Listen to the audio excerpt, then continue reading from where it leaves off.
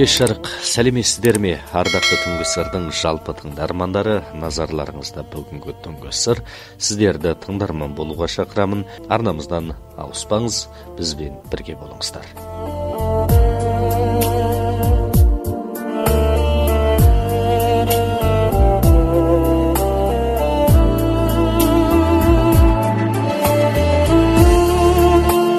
Қадірлі тыңдармандар, біз мына өмірде бүгінгі болмысқа назар салсақ, соның өзі жеткілікті сияқты.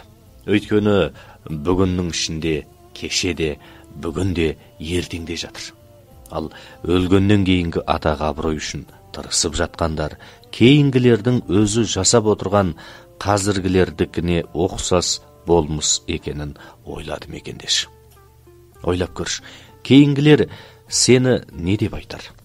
Сен туралы нелерді айтсар?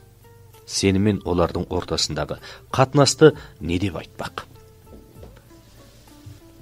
Адам болып жаралған екенсің, адамдықтан аттасақ әсте болмайды. Жанды, жансыз тіршілік әлемнің өзі де табиғатына томпақ келетін болмыстарды тойдырады ғой. Солай, өмірдегі іздеріміздің барлығы әлемнің қасиеті. Табиғаттың заңдылығымен жүреді.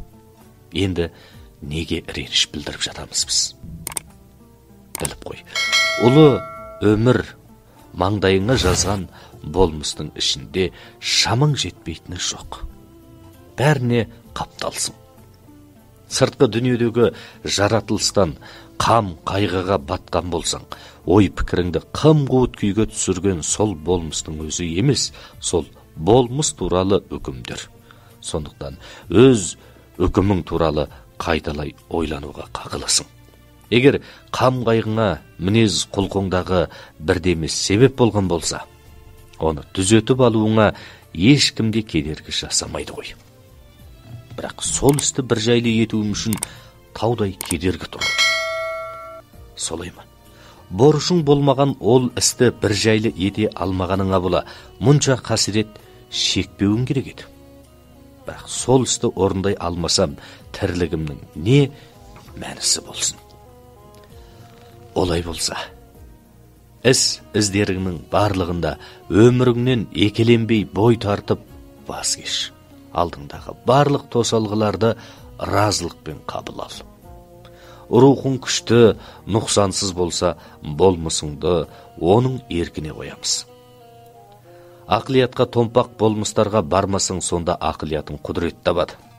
Рухыңда өзінің ішкі жан әлемі және байыпты талғамына сүйеніп шығарған үкімдеріне қанағат табады. Әуесқойлық түйсіктерден аулақ рухтың паны жайы бекем болады. Өзің ішінде одан тыныш пана жай жоқ болады. Сондықтан да біреу осындай пана жайыңның бар екенін сезбесе, ақымақ дей бересің.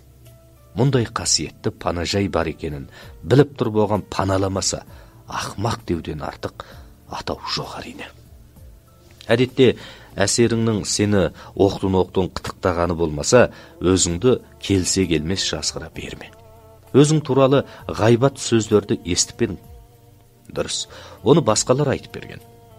Бірақ маңыздысы, сол өсекшілердің сені ауыр апатқа қалыпты дегенін естімедің.